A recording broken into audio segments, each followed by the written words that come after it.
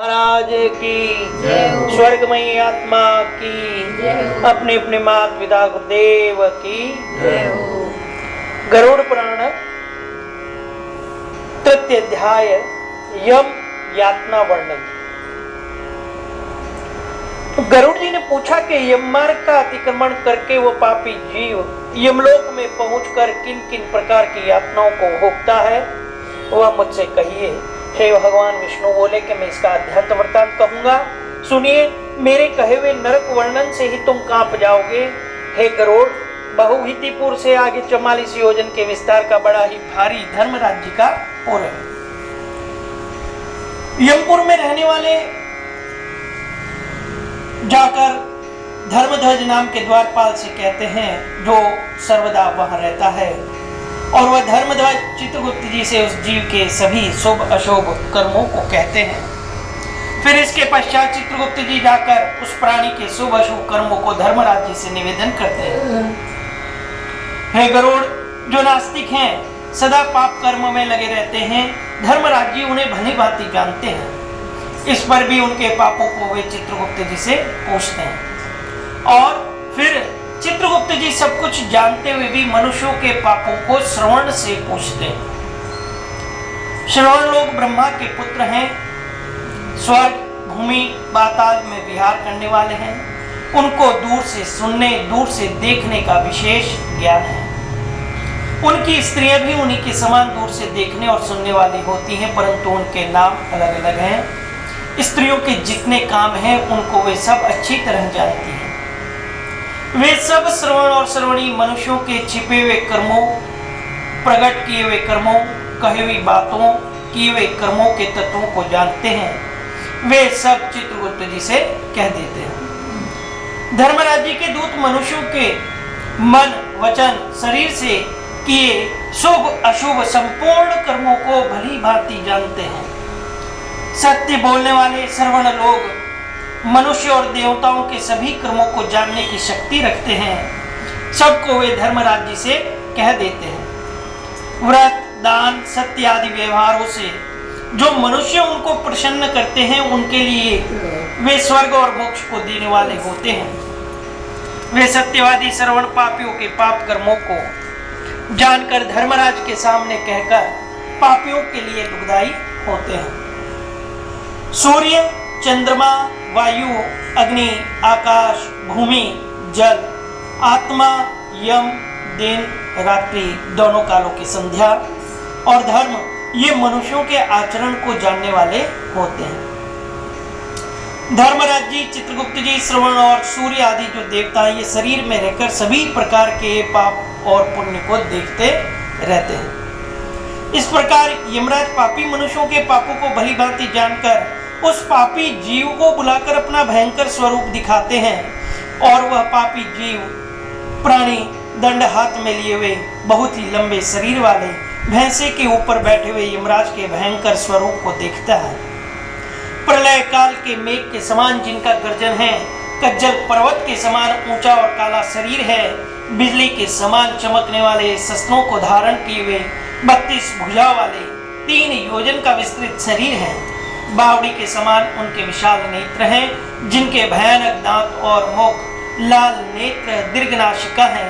काल, ज्वर, व्याधि आदि की सेना के सहित मंत्री चित्रगुप्त भी भयानक आकृति के हैं। उनके साथ यमराज के समान ही आकृति वाले यमदूत लोग भी अत्यंत गर्जना करते हैं। उन्हें यमराज को देख भयभीत होकर वह पापी प्रेत हाय हाय कहकर पुकारता है, और दान धर्म न करने से वो पापी जीव पुनः चिल्लाता है। ऐसे चिल्लाते, अपने कर्मों को सोचकर पछताते हुए उस जीव से चित्रगुप्त जी यमराज जी की आज्ञा सुनाते हैं कि अरे पापियों, मूर्खों, तुम लोगों ने अभिमान से प्रमत्त होकर क्यों पाप को इकट्ठा किया है?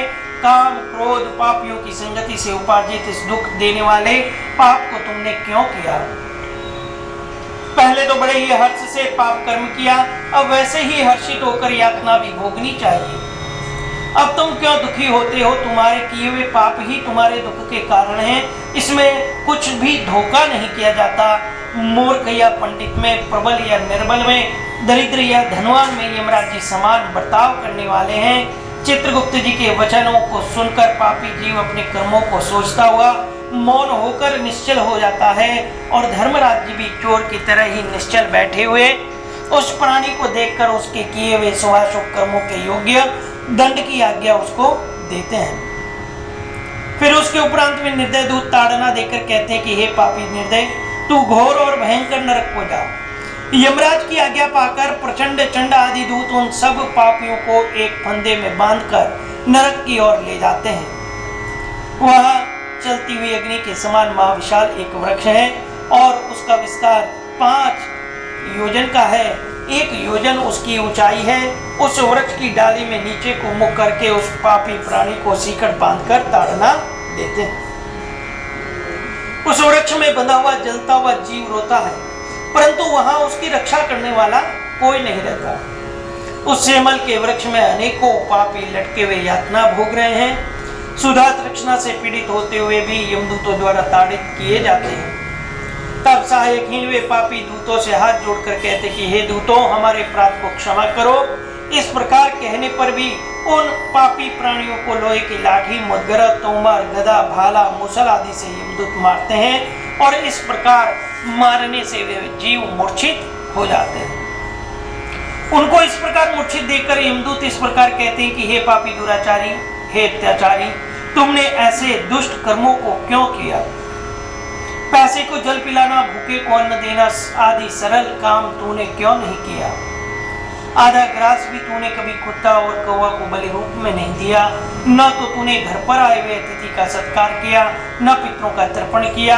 हे जीव, अपनी यातना छुड़ाने के लिए न तो तूने कभी यमराज तथा चित्रगुप्त का ध्यान किया, न कभी इनके मंत्रों का जप किया, न तूने कोई तीर्थ किया, न देवताओं का पूजन किया और गृहस्थाश्रम में रहते हुए भी कभी अन्नदान नहीं किया। जिससे तेरी यातना न हो, न तो तूने साधुओं की सेवा की, इससे अपने कर्मों के फल को भोगो। जिस कारण तूने अधर्म को इकट्ठा किया है, इसलिए यमराज की आज्ञा से अब दंड भी भोगो। हरि भगवान ही अपराध के क्षमा करने वाले हैं, हम लोग तो मात्र उनकी आज्ञा लेकर दंड देने वाले हैं। ऐसा कहकर वे निर्दय होकर ताड़ना करते हैं।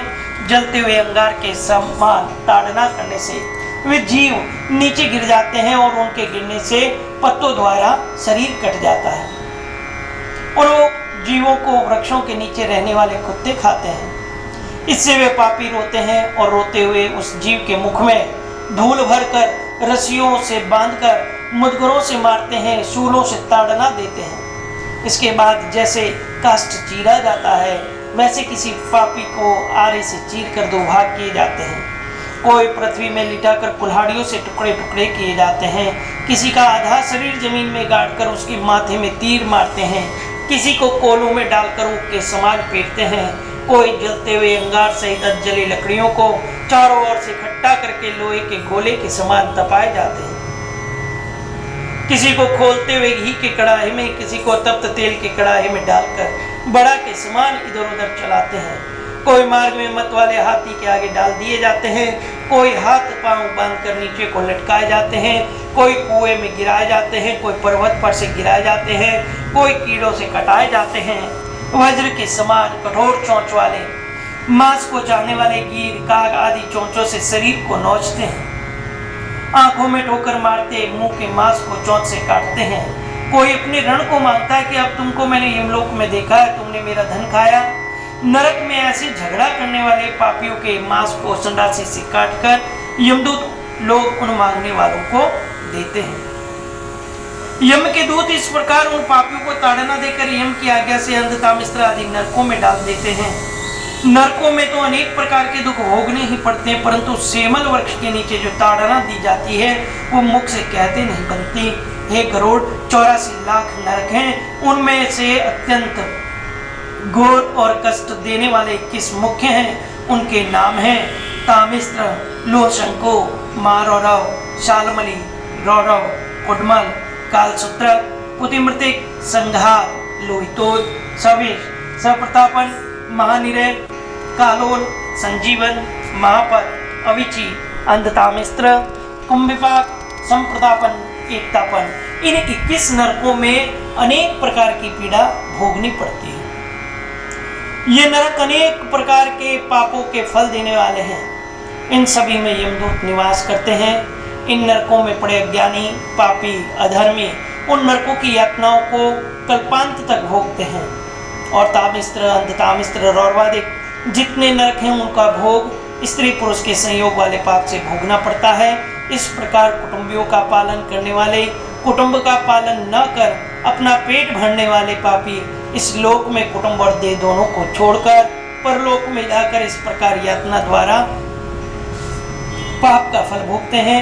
और भोगने वाला शरीर यहीं छोड़कर द्रोह रूपी पाप का संबल लेकर अंधकार स्वरूप अंधतम नरक को जाते हैं। जो केवल अधर्म से ही कुटुंब पालने को उद्यत रहते हैं वे जीव घोर अंधकार के स्थान अंधतामिस्त्र नरक को जाते हैं। और जिसको मनुष्य लोक में जन्म मिला है वह पहले इन्हीं यातनाओं को भोगकर फिर पवित्र भूलोक में आता है।